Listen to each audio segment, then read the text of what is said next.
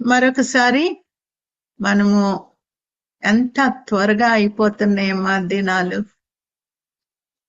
పోయిన వారం మనము కూడుకొని అనేక విషయాలు మనము మాట్లాడుకున్నాము.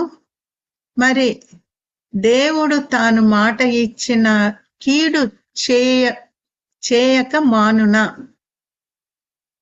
పోయిన వారం మనం అనుకున్నాం సిరియాలో పెద్ద భూకంపం అని, దేవుడు పిలిచి చెప్పాడని. మరి ఈ విషయాలన్నీ ఉట్టిదేనా?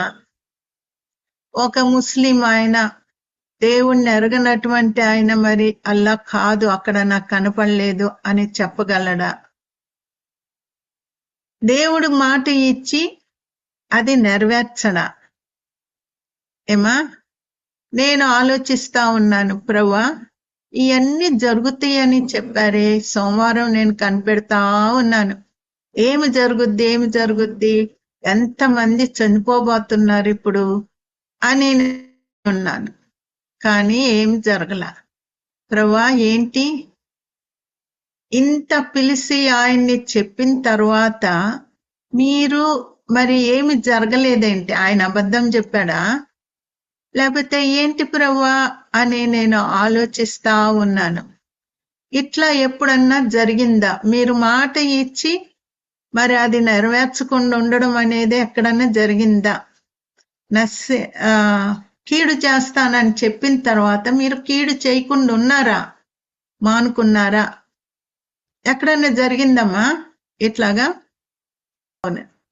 నినివే పట్టణము గురించి మరలా నేను చదవడం మొదలేశాను. యోనా తీయండమ్మా. యోనా 3వ అధ్యాయము. అది మరలా నేను ఆలోచిస్తా ఉన్నాను. యోనా మరి పారిపోయాడు. నినివే పట్టణంకి వెళ్ళు అని అంటే వాళ్ళు బహు భయంకరమైనటువంటి మనుషులంట. నినివే వారు పాపము ఎంత విస్తరించిందంటే అసలు ఒక సేవకుడు అక్కడ అడుగుపెట్టి 40 దినాల్లో మీరు నశించిపోతారని చెప్తే ఆన్ ద స్పాట్ వాళ్ళు చంపేయగలరు. కానీ యోనాకి తెలుసు దేవుడు ఎట్లాంటి వాడో అని తెలుసు.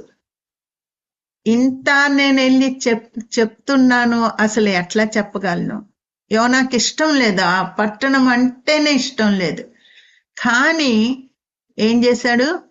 తార్షీష్కి వెళ్ళిపోతా ఉన్నాడు. దేవుడు ఊరుకున్నాడా? పట్టుకున్నాడు. అక్కడ తుఫాన్, అక్కడ వాళ్ళు పడేస్తే, సముద్రంలో పడేస్తే మళ్ళీ చాకొచ్చి దాన్ని ఆయన్ని మింగేసి తిరిగి తీసుకొని వెళ్ళి నినివే పట్టణం దగ్గర కక్కేసింది. మరి ఇవన్నీ ఎందుకు జరిగినాయి? తప్పకుండా వెళ్ళి ఆయన చెప్పాలా అని దేవుడు పట్టుదల. 3వ అధ్యాయంలో యోనా 3వ అధ్యాయము 4 నుండి 10 వరకు చదువమ్మా. 4 నుండి 10 వరకు. యోనా ఆ పట్టణంలో ఒక దిన ప్రయాణమంత దూరము సంచరించుచు ఇక 40 దినములకు నినివే పట్టణము నాశనమగునని ప్రకటన చేయగా, నినివే పట్టణపు వారు దేవుని యందు విశ్వాసముంచి ఉపవాస దినము చాటించి గనులేమి అల్పులేమి అందరూ గోనె పట్ట కట్టుకొనిరి. ఆ సంగతి నినివే రాజునకు వినబడినప్పుడు అతడును తన సింహాసనం మీద నుండి దిగి తన రాజవస్త్రములను తీసివేసి గోనెపట్ట కట్టుకుని బూడిదలో కూర్చుండెను. మరియు రాజైన తానును ఆయన మంత్రులను ఆజ్ఞేయగా, ఒకవేళ దేవుడు మనస్సు త్రిప్పుకొని పశ్చాత్తాప్తుడై మనము లయము కాకుండా తన కోపాగ్ని చల్లార్చుకొనును గనుక మనుషులు ఏదియు పుచ్చుకొనకూడదు. పశువులు కాని ఎద్దులు కాని గొర్రెలు కాని మేతమేయకూడదు, నీళ్లు త్రాగకూడదు. మనుషులందరూ తమ దుర్మార్గములను విడిచి తాము చేయు బలత్కారమును మానివేయవలెను. మనుషులేమి పశువులేమి సమస్తమును గోనెపట్ట కట్టుకొనవలెను. జనులు మనస్పూర్వకముగా దేవుణ్ణి వేడుకొనవలెను అని దూతలు నినివే పట్టణంలో చాటించి ప్రకటన చేసిరి. ఈ నినివే చాలా వారు చాలమ్మా. కాబట్టి ఇదంతా మీరు చదువుకోండి, 3వ అధ్యాయము 4వ అధ్యాయం కూడా చదువుకోండి. ఇట్లాగా దేవుడు పట్టుదలతోటి ఆ చేపలో నుండి మొరబెడతాడు, ప్రభా నన్ను క్షమించు అని. తప్పకుండా ఒక కృపనిస్తే వెళ్తానని మరి ఎంత పశ్చాత్తాపడ్డాడో ఆఖరికి దేవుడు వదిలిపెట్టలేదు యోనాని. వెళ్ళి ప్రకటించే వరకు కూడా మరి దేవుడు వదిలిపెట్టలేదు. ప్రకటించిన తర్వాత మరి ఏమైందమ్మా? 11 చదువమ్మా, 10 చదువమ్మా, 10 చదువు. ఈ నినివే వారు తమ చెడు నడతలను మానుకొనగా వారు చేయుచున్న క్రియలను దేవుడు చూచి పశ్చాత్తాప్తుడై వారికి చేయుదునని తాను మాట ఇచ్చిన కీడు చేయక మానెను. చూసారా వాళ్ళు ఎట్లాంటి పశ్చాత్తాపడ్డారంటే అసలు మామూలుగా కాదమ్మా. నీళ్లు తాగడం లేదు, జంతువులకు కూడా నీళ్లు ఇయ్యొద్దని చెప్పాడు రాజు. ఎట్లాంటి కఠినమైన ఉపవాసము! మనుషులు గోనె పట్ట కట్టుకోవడం కాదు, మనుషులు పశువులు అన్నిటికీ కూడా అసలు ఏ లెవెల్ నుండి ఏ లెవెల్కి దిగిపోయారో చూడండి. ఏ విధమైనటువంటి పాపము చెయ్యొద్దు, చెడుతనము చెయ్యొద్దు. చాలు, ఇంకా దేవుని ఉగ్రత మన మీద పడబోతుందని అంత ఇదిగా వాళ్ళు పశ్చాత్తాపడి ఎంత మొరబెట్టారో తెలియదు. ఇక్కడ మనం చూస్తుంటే పశువులు కూడా ఉపవాసం పెట్టారు, నీళ్లు పోయలేదు, వాటికి కూడా గోనె పట్ట కట్టారు. ఎక్కడన్నా ఉందమ్మా అట్లాంటి కఠినమైనటువంటి ఉపవాసం వాళ్ళు ఉన్నప్పుడు దేవుడు ఏం చేశాడు? ఎంత సంతోషించాడు. ఇంత ఉపవాసం ఉండి ఇంత తగ్గించుకున్నారు, ఒక్క మాట విన్నారంతే. ఇక 40 దినములకు నినివే పట్టణము నాశనమగును అని ప్రకటన చేశాడు అంతే. అంతకన్నా పెద్ద ప్రసంగాలు ఏం చేయలేదు, రిట్రీట్లు ఏం పెట్టలేదు, ప్రార్థనలు ఏం చేయలేదు, ఉపవాస ప్రార్థనలు చేయలేదు.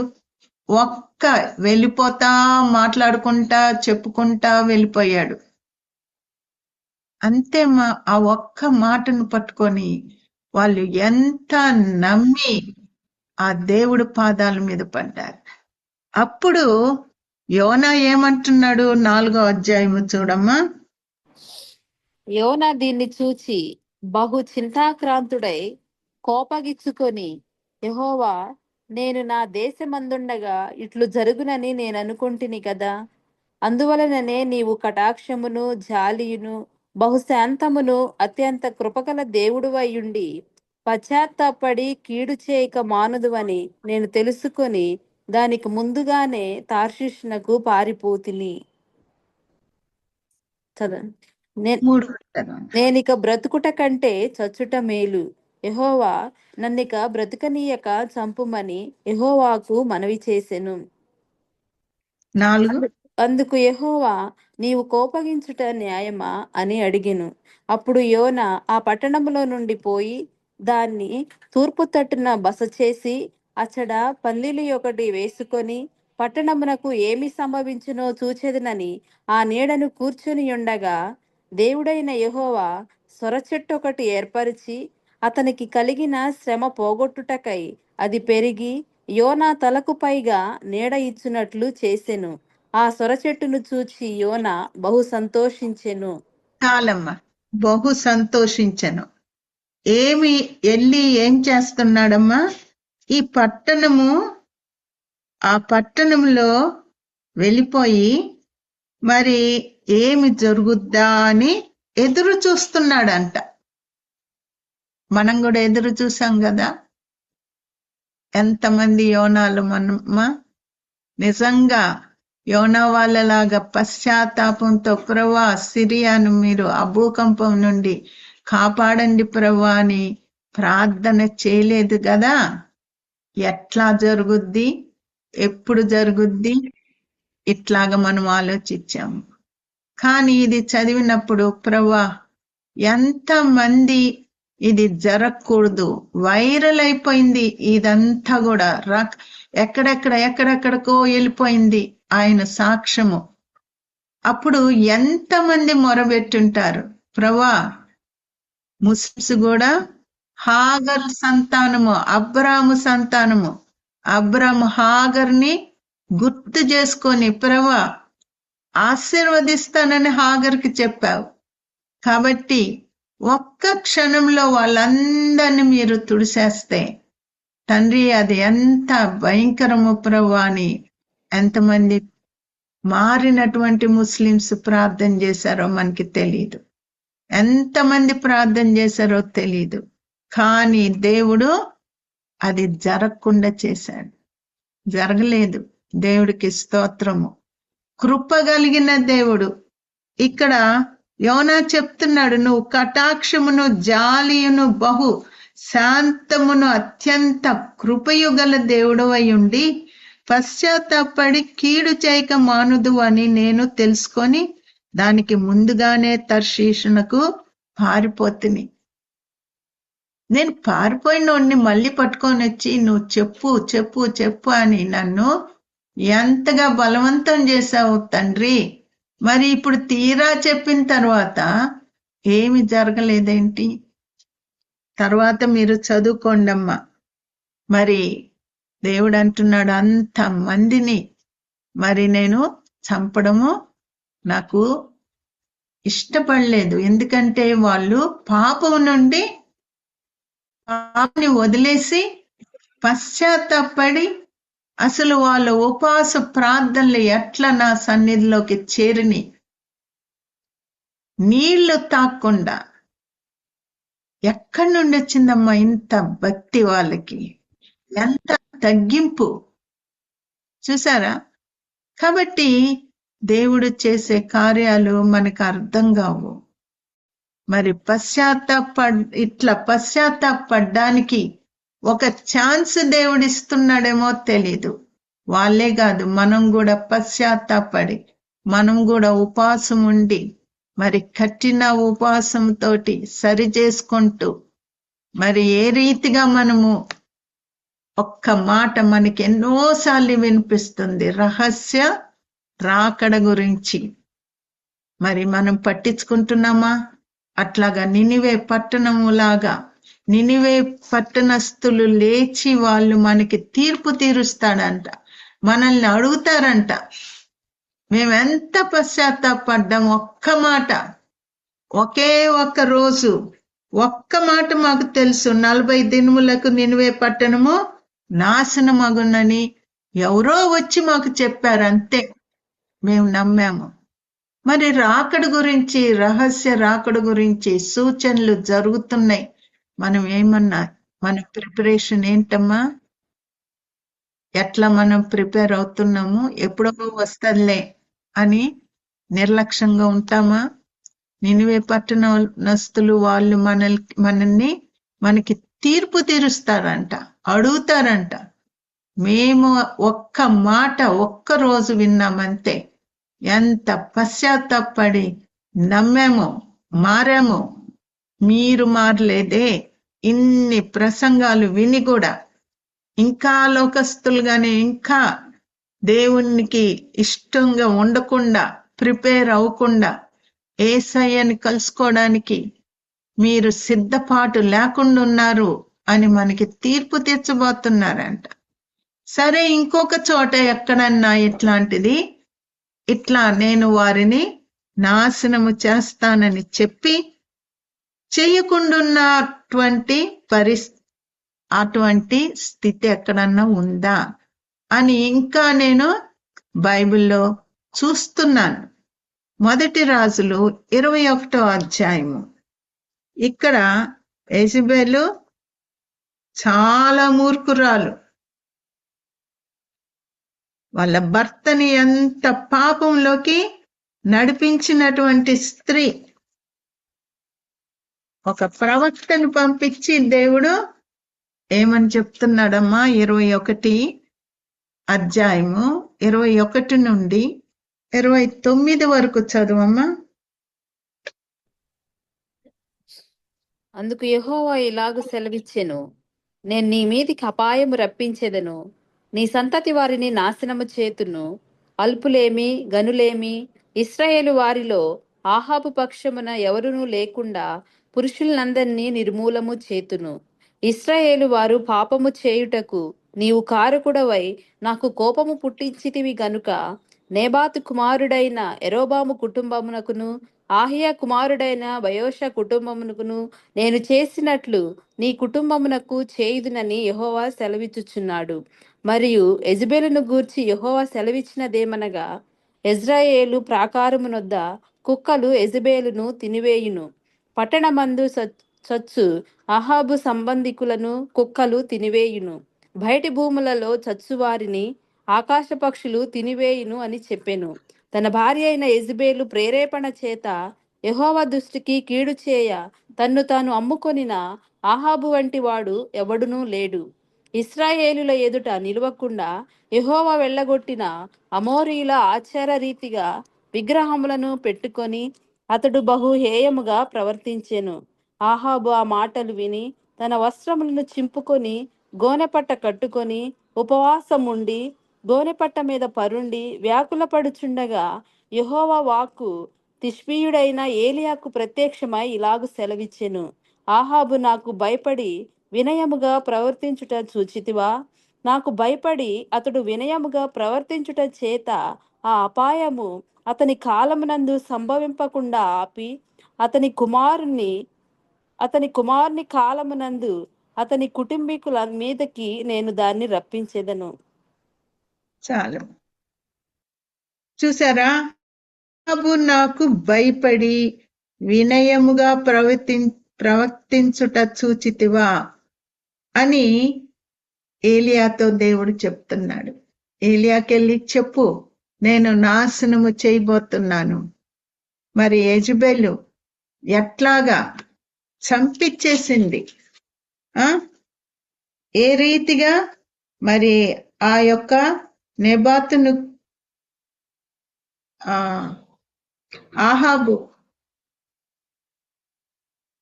నాబోతును ఏ రీతిగా చంపించేసింది, అబద్ధ మనుషుల్ని పెట్టి. ఇప్పుడు ఈ యొక్క ఆహాబుకి అంతకు ముందు చదివినట్లయితే ఆహాబు తన తోట పక్కన ఇంకొకరి తోట ఉంది కాబట్టి అది ఆ తోట కావాలని ఎవరిని అడిగాడమ్మా? నాబోతును అడిగాడు.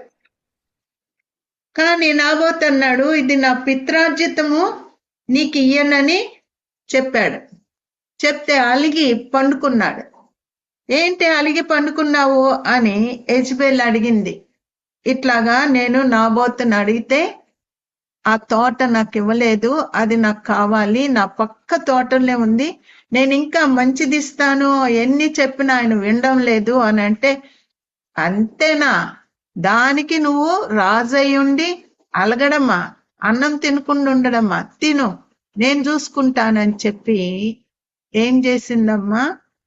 ఈ యొక్క అమాయకుడైనటువంటి నాబోతు ఒక మీటింగ్ పెట్టి ఇద్దరిని లేపి, నాబోతు దేవుణ్ణి దూషించాడని ఏదేదో కల్పించి అబద్ధ సాక్షుల్ని పెట్టి ఆయన్ని ఊరి బయటకు తీసుకొని వెళ్ళి నాబోతుని రాళ్లతో కొట్టి చంపేశారు. అప్పుడు వచ్చి అంటుంది, ఆయన చచ్చిపోయాడు, వెళ్ళి తీసుకోపో అని అంటుంది. అంత మూర్ఖము క్రూరత్వము ఆమెలో ఉంది. అట్లాంటి భార్య మరి దేవుడేమని చెప్తున్నాడు? అమ్ముడైపోయాడంట భార్యకి. అట్లాంటి వాడి గురించి మరి దేవుని సేవకుడు ప్రవక్త వచ్చి చెప్తున్నాడు, వెళ్ళి చెప్పు నేను ఇట్లా చేయబోతున్నాను అని. ఇప్పుడు చదివాం కదమ్మా.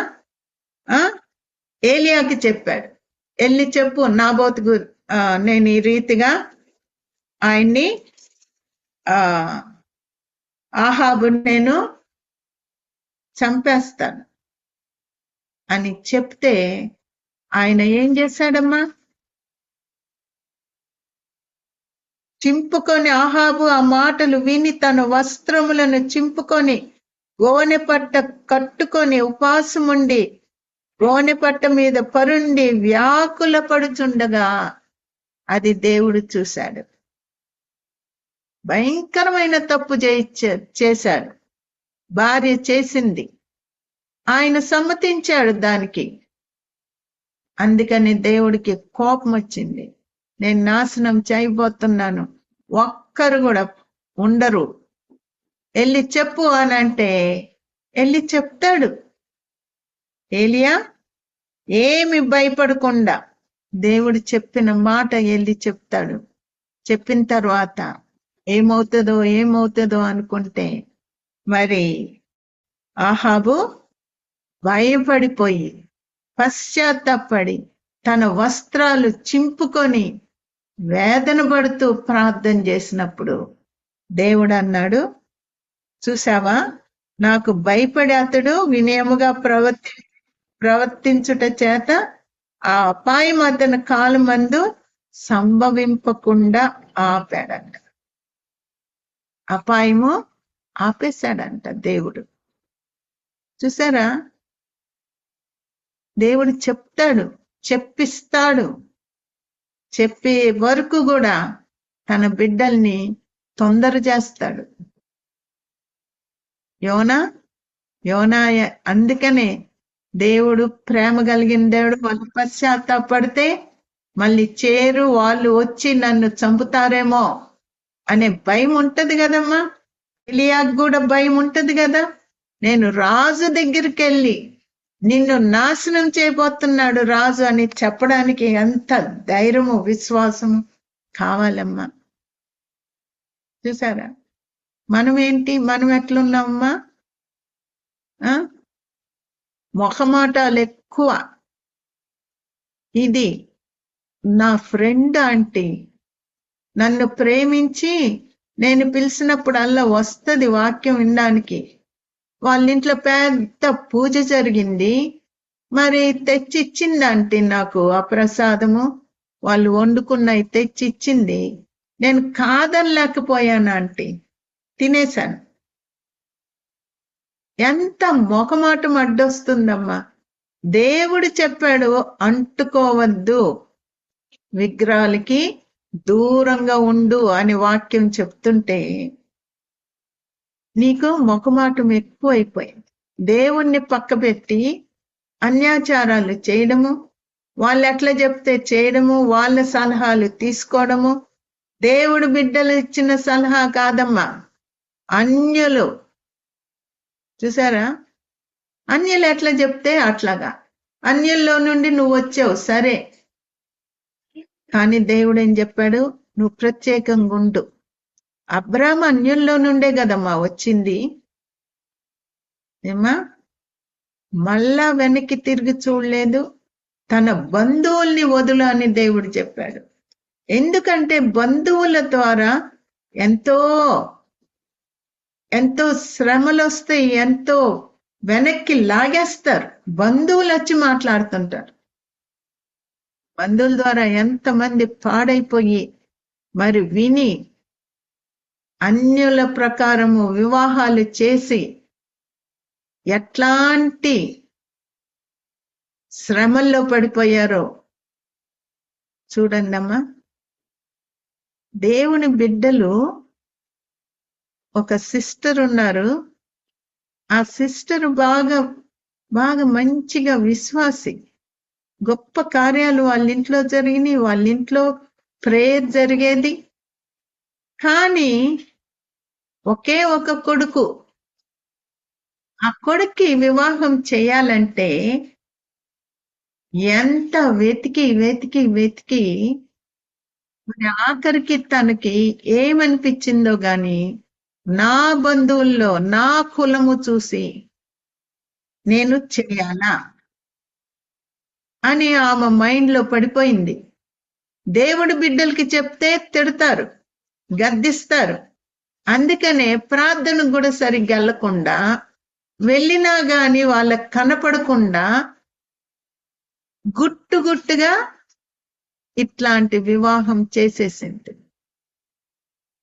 అన్యాచారాలు పాటిస్తూ అన్యలో నుండి ఒక అమ్మాయిని తెచ్చుకొని హిందూ పెళ్లి చేసి ఎంతో సంతోషించి, కానీ ఆ రాత్రి మొట్టమొదట రాత్రి ఆ అబ్బాయి కూడా చక్కగా ఉపవాస ప్రార్థనలు చేసుకునేవాడంట, భక్తిగా ఉండేవాడంట, వాక్యం చదివేవాడంట. కానీ తల్లి అడ్డుపడిపోయి ఎట్లా చేసిందమ్మా? పూజలు చేసేటట్టుగా. వివాహం అంటే ఎన్ని పూజలు జరుగుతాయమ్మా, ఎన్ని అన్యాచారాలు జరుగుతాయి. అట్లా జరిపిన తర్వాత రాత్రికి ఆ అబ్బాయి పండుకున్నప్పుడు ఆ అమ్మాయి కూడా పక్కన పండుకుందంట. కానీ మధ్యరాత్రి లేచి చూస్తే అసలు జర్రులు ఉన్నట్టుగా ఉన్నాయంట. పొద్దున లేచి భయపడిపోయి, అమ్మా ఏంటి నాకు ఇట్లా కళ కనిపించింది, ఏంటి ఇట్లాంటి జర్రులు పాములన్నీ నా మీద పాకుతున్నాయి, తన మీద కూడా తనలో నుండి వచ్చే పాకుతున్నాయో ఏమో మరి. ఆ కళ కరెక్ట్ గా నాకు తెలియదు గాని లేచి చెప్పినప్పుడు అప్పుడు వాళ్ళమ్మకి భయం వేసింది. ఏంటి ప్రభు అని చూస్తే మరుసటి రోజు ఈ అబ్బాయి మామూలుగా బైబిల్ తీసి చదివితే అమ్మాయి ఆశ్చర్యపోయిందంటే, ఏంటి ఈ పుస్తకము, ఏంటి నువ్వు చదువుతున్నావు? చెప్పలేదా? ఆ అమ్మాయికి చెప్పలేదంట. ఈ అబ్బాయి కూడా బైబిల్ చదువుతాడు, వాక్యం చదువుతాడు, ప్రార్థన చేసుకుంటాడని తల్లి చెప్పలా. ఎందుకంటే మళ్ళీ అమ్మాయి చేసుకోదేమో అని. వెంటనే అమ్మాయి ఆ పుస్తకం అక్కడ పడేసి, పద ఆ పుస్తకాన్ని పట్టుకున్నందుకు, ఈ పరిశుద్ధ గ్రంథాన్ని పట్టుకున్నందుకు వెంటనే అమ్మాయి వాళ్ళ గుడికి తీసుకొని వెళ్ళి బొట్టు పెట్టి ఎన్నెన్ని చేసింది. అయిపోయింది అక్కడికి. దేవుని యొక్క ఆత్మ పక్కకి తొలగిపోయింది, సాతానుడి ఆత్మ ఎంటర్ అయింది. కోడలు ఎన్ని దయాలతో పీడింపబడుతుందో, ఎందుకంటే పూజలు బాగా చేస్తుంది. ఆ అమ్మాయి యొక్క చూపు చూసిందంటే మరి అత్తకి అంత భయం అంట. వస్తుంది అంటే బాత్రూంలోకి వెళ్ళిపోయేదంట. అంత క్రూరత్వం ఉంది అమ్మాయిలో. అట్లాంటి అమ్మాయినిచ్చి కొడుక్కి పెళ్లి చేసింది. చూసారా? దేవుణ్ణి తృణీకరించి మరి వివాహం చేసినందుకు చనిపోయే వరకు కూడా ఎంతో కన్నీరు కార్చింది. నా కొడుకు జీవితం నేను పాడు చేసేసాను, భక్తి కలిగిన అమ్మాయిని ఇచ్చి పెళ్లి చేయలేదు నేను, ఎందుకు అట్లా చేశానని ఎంత పశ్చాత్తాపడ్డది.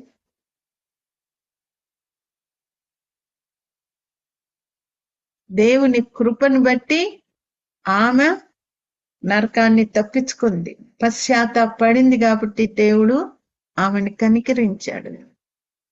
కానీ కష్టాలు అనుభవించింది.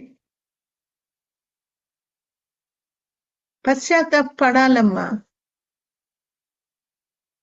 దేవుని బిడ్డలకి దూరంగా ఉండకూడదు. దేవుని బిడ్డలు ఏం చెప్తే అది వినాల. మన సొంత చిత్తము చెయ్యొద్దని దేవుడు చెప్పాడు. మరి అబ్రాహాము కూడా అన్యుడే.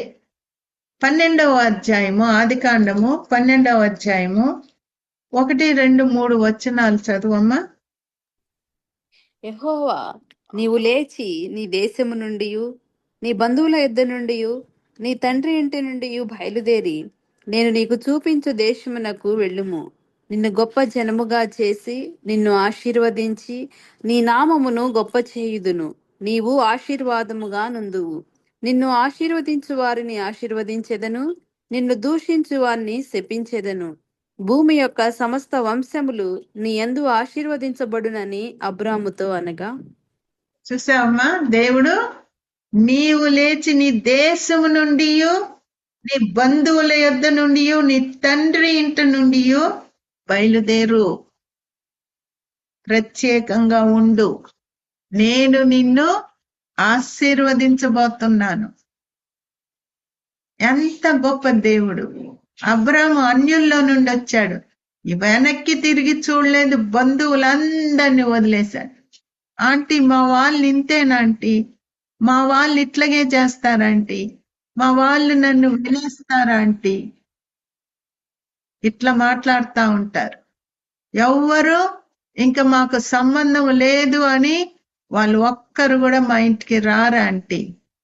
దేవుడు నిన్ను ప్రత్యేకంగా ఉండు, నీకిస్తాను, దేవుడు బిడ్డల్ని నీకిస్తాను, నువ్వేం పోగొట్టుకున్నావో అదంతా తిరిగి నీకిస్తాను, ఇంకొక రీతికి ఇస్తానని చెప్తే విశ్వాసం సరిపోదమ్మా.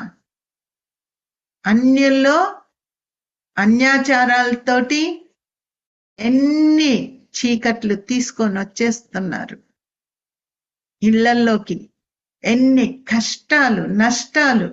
సాతానుడు దొంగ, దోచుకోవడానికి నీ ఆశీర్వాదాలన్నీ కూడా తీసేసుకొని దొంగిలిస్తాడు, నిన్ను ఆఖరికి చంపేయడానికి చూస్తాడు. దేవుడు కృపను బట్టి సజీవ లెక్కలో ఇంకా మనం ఉన్నాము. ఎంత మంది అన్యాచారాలు, మొకమాటాలు, దాంతోటి చీకట్లను తెచ్చేసుకుంటున్నారు. చూసారా, మనం జాగ్రత్తగా ఉండాలమ్మా, జాగ్రత్తగా ఉండాల. దేవుడు ప్రత్యేకంగా ఉండు, నేను చెప్తున్నాను, చేస్తాను, ఇది జరుగుద్ది అని రహస్య రాకడ గురించి దేవుడు చెప్తున్నాడు. మనం వింటున్నామా?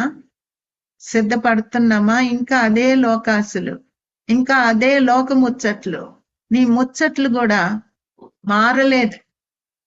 నీవు ఎప్పుడు నగల గురించి బట్టల గురించే నీ ముచ్చట్లు. ఏమా, రాకడ గురించి మరి ఇట్లా జరుగుద్దంట, ఇట్లంట అని దేవుడి విషయాలు నువ్వు మాట్లాడు. ఇంకా లోకస్తురాలుగానే ఉంటున్నావు. ఎప్పుడమ్మా మారేది? ఎప్పుడు పశ్చాత్తాపడినప్పుడు దేవుడు మనల్ని కనికరించి ఆయన రాజ్యంలోకి మనల్ని చేర్చుకుంటాడు.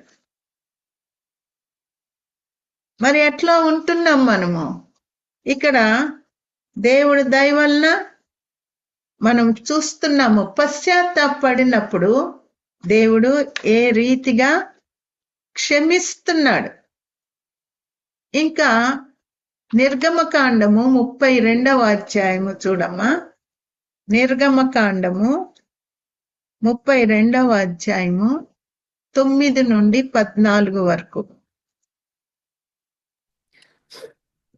మరియు యెహోవా ఇట్లనెను, నేను ఈ ప్రజలను చూచియున్నాను, ఇదిగో వారు లోబడనొల్లని ప్రజలు, కావున నీవు ఊరకుండుము, నా కోపము వారి మీద నుండును, నేను వారిని కాల్చివేసి నిన్ను గొప్ప జనముగా చేసేదనని మోషేతో చెప్పగా, మోషే తన దేవుడైన యెహోవాను బ్రతిమాలుకొని, యెహోవా, నీవు మహాశక్తి వలన బాహుబలము వలన ఐగుప్తు దేశములో నుండి రప్పించిన ఈ ప్రజల మీద నీ కోపము నుండనేలా, ఆయన కొండలలో వారిని చంపునట్లును భూమి మీద నుండి వారిని నశింపచేయునట్లును కీడు కొరకే వారిని తీసుకొని పోయినని ఐగుప్తీయులు ఎలా చెప్పుకొనవలెను?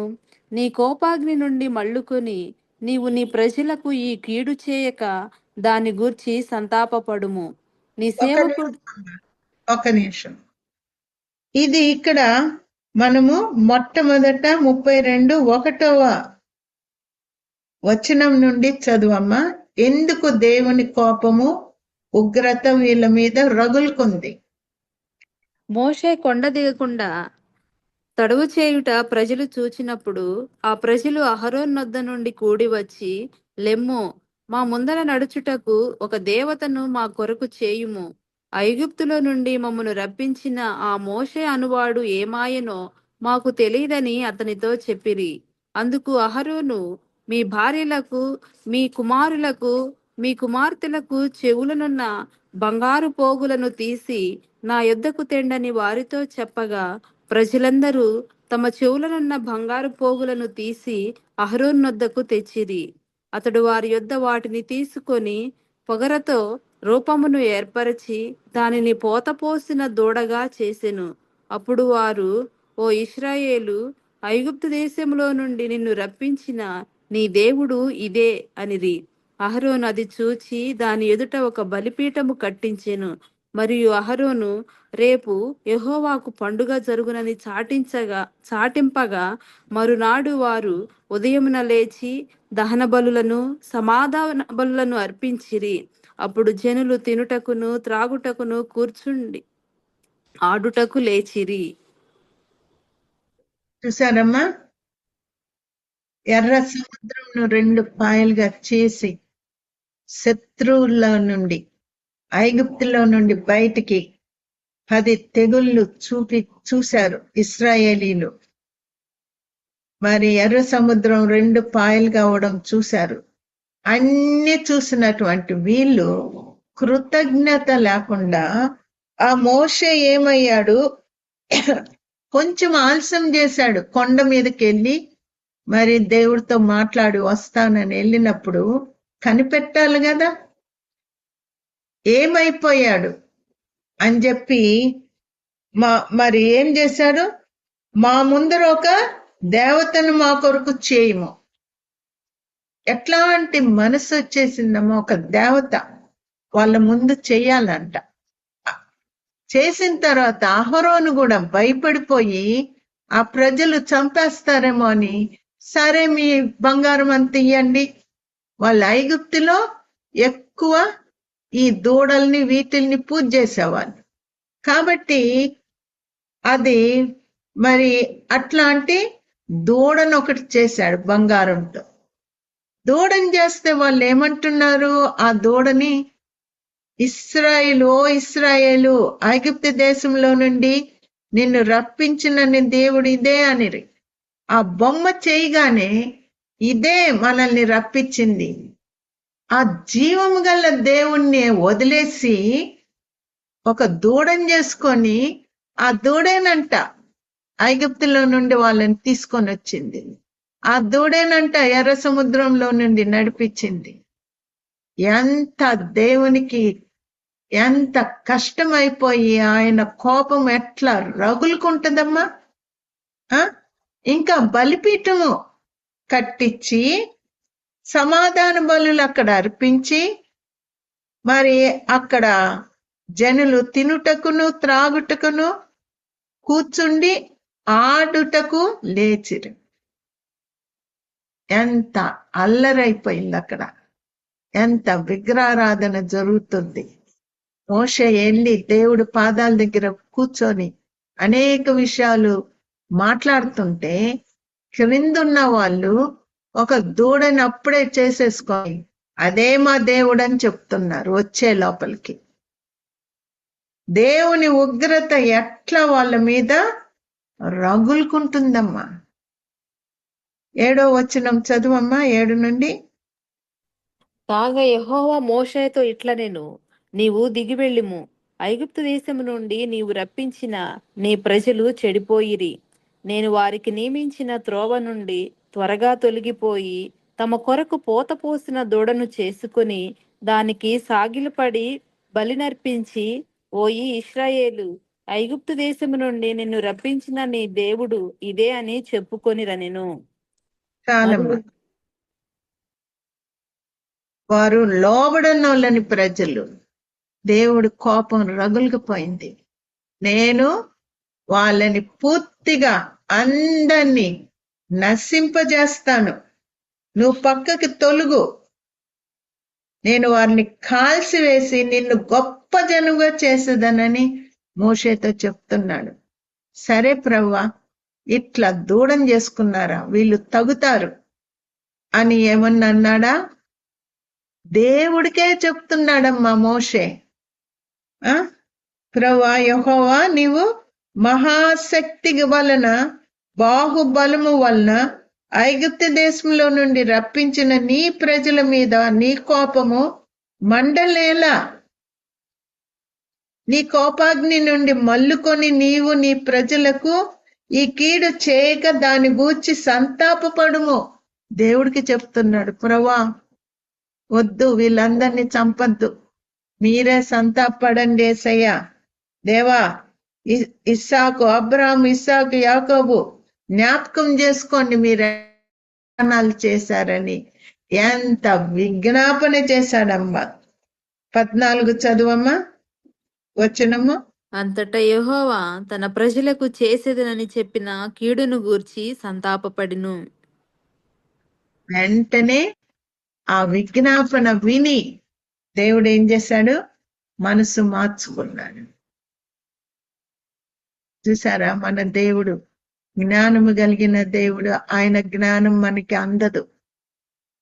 ఆయన కార్యాలు ఎంతో గొప్పవి, మనకి అర్థం కాదు, కష్టంగా ఉండొచ్చు.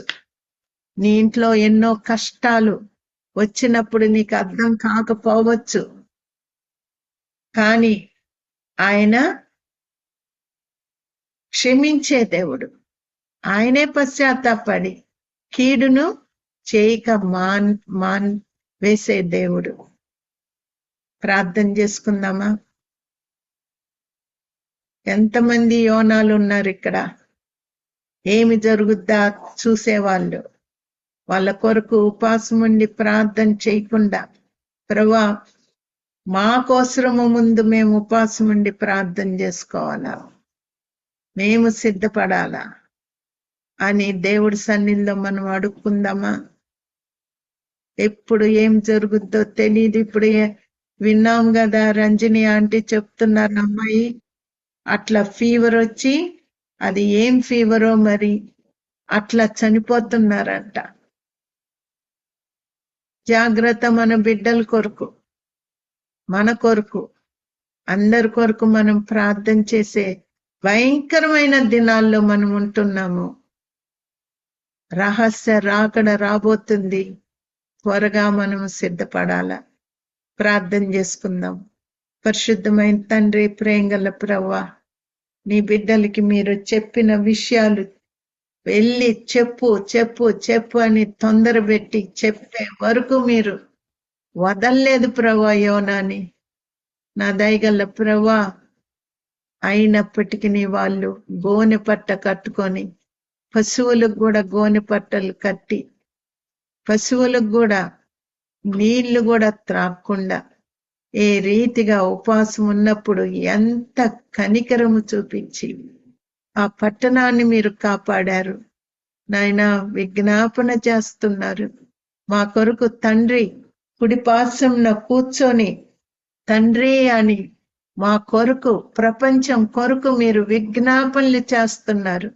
పంపించేటువంటి ఆ యొక్క ఉగ్రత మా మీదకి రాకుండానట్లుగా మీరు ఎంత విజ్ఞాపన చేస్తున్నారు ప్రభువా.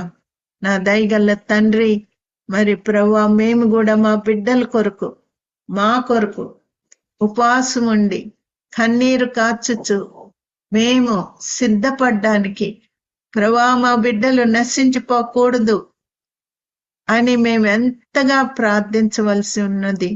ప్రభువా, ప్రార్థనాత్మను మా మీద కుమ్మరించండి ప్రభువా. అంత్యదినాల్లో మీ ఆత్మను కుమ్మరిస్తానన్నారు.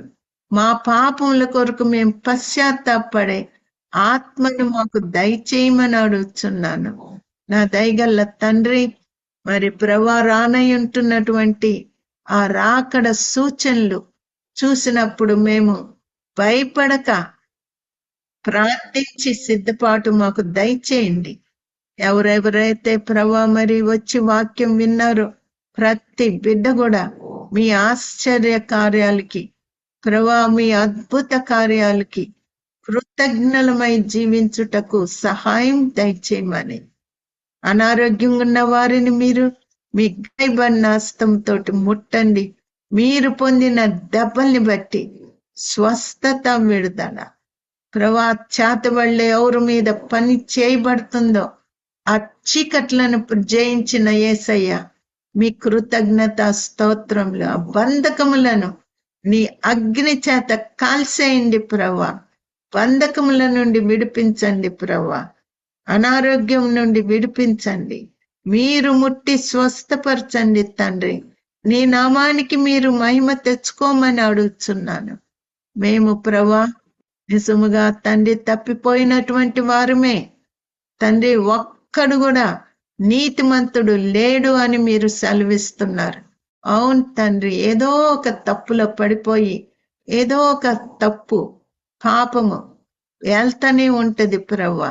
ఒప్పుకొని విడిచిపెట్టి పశ్చాత్తాపడినప్పుడు మీరు కనికరించి క్షమించే దేవుడవు కాబట్టి ప్రభా మేము ఆ రీతిగా చేయడానికి కృపనీయండి. ఎవరము కూడా పాపములను దాచిపెట్టనీయద్దు తండ్రి. ప్రతి బిడ్డ పసిబిడ్డల హృదయం కలిగి పశ్చాత్తాపడి అన్ని వదిలేసుకోవడానికి, ఒప్పుకొని వదిలేయడానికి కృప చూపించండి ప్రభా. నీ సన్నిధి మాతో ఉంచండి. మాకు ఇచ్చుచున్న ఈ కృపల కొరకు మిమ్మల్ని స్తుతిస్తూ క్రీస్తు పుణ్య నామమున వేడుకొని ప్రార్థిస్తున్నాను తండ్రి. ఆమేన్.